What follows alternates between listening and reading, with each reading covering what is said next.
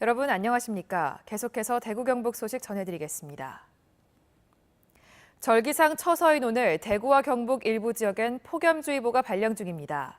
오늘 아침 최저기온은 대구 25.5도, 포항 27도로 일부 지역에선 열대야가 나타났습니다. 낮 최고기온은 대구 34도, 구미와 포항 33도, 안동은 31도로 덥겠습니다. 오늘 오후에는 소나기가 오는 곳이 있겠고 비는 내일까지 대구와 경북 내륙 지역에서 20에서 60mm, 경북 동해안과 울릉도, 독도엔 5에서 30mm 내리겠습니다. 대구 기상지청은 폭염의 기세는 모레부터 풀릴 것으로 내다봤습니다.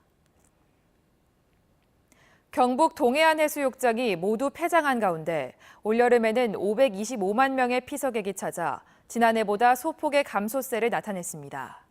연휴 기간마다 흐린 날씨가 지속되고 해상의 기상도 좋지 않았기 때문인데 지역별로도 큰 편차를 보였습니다. 김영일 기자가 보도합니다. 지난 12일 월포해수욕장은 막바지 휴가를 즐기는 피서객들로 가득 찼습니다. 하지만 바람이 강하게 불고 너울성 파도까지 일면서 가족 단위 피서객들은 물놀이에 애를 먹었습니다.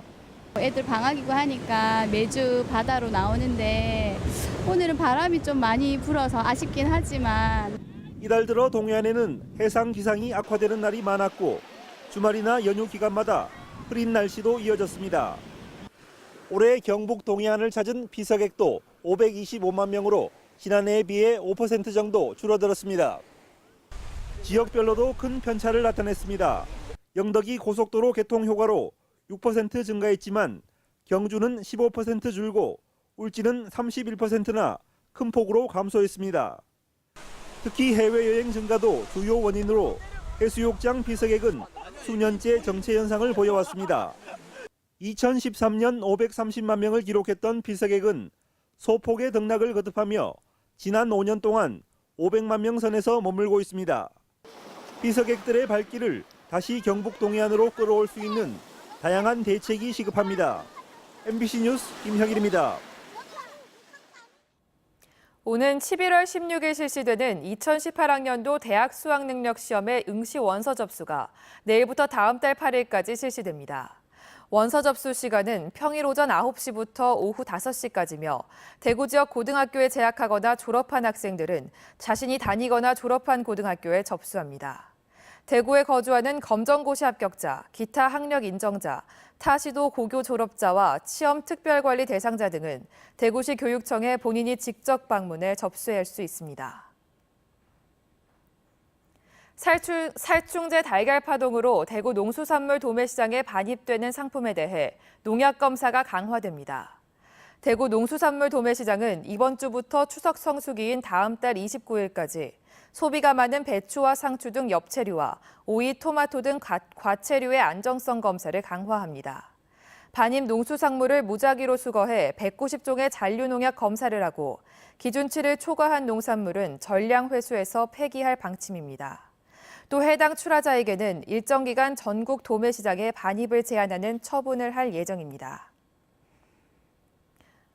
올해로 20번째 공연을 이어가고 있는 국민연극 라이어의 20주년 특별공연 스페셜 라이어가 오는 25일부터 27일까지 사흘 동안 대구 수성 아트피아에서 열립니다. 영국의 인기극 작가 레이 코니의 작품을 번안 각색한 연극 라이어는 지난 1998년 초연된 이후 3만 5천 회 공연과 누적 관객 수 500만 명 돌파 등 대한민국 연극 역사를 새롭게 써나가고 있는 연극입니다. 이종혁, 엄기준, 우현, 손담비 등 라이어 공연을 통해 성장한 스타 배우들이 대거 출연하면서 관객들에게 풍성한 볼거리와 큰 웃음을 줄 무대를 마련하고 있습니다. 대구시가 2년 전부터 시행하고 있는 대구형 기초생활보장제도인 시민행복보장제도의 지원 대상자가 꾸준히 증가하고 있습니다. 대구시는 제도 시행 첫 달 620명, 3,200만 원이었던 지원 규모가 지금까지 2만 5,300여 명, 25억 원의 규모로 확대됐다고 밝혔습니다.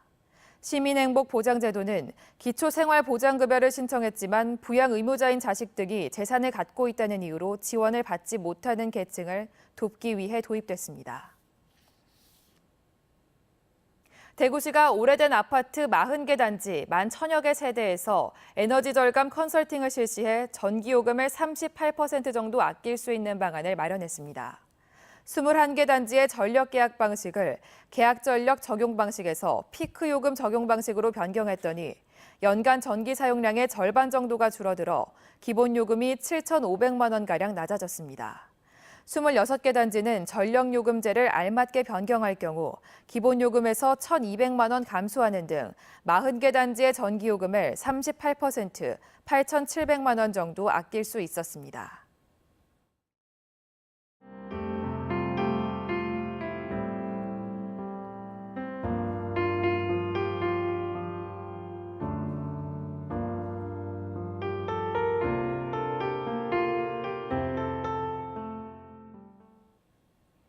MBC 생활뉴스 마칩니다. 시청해주신 여러분 고맙습니다.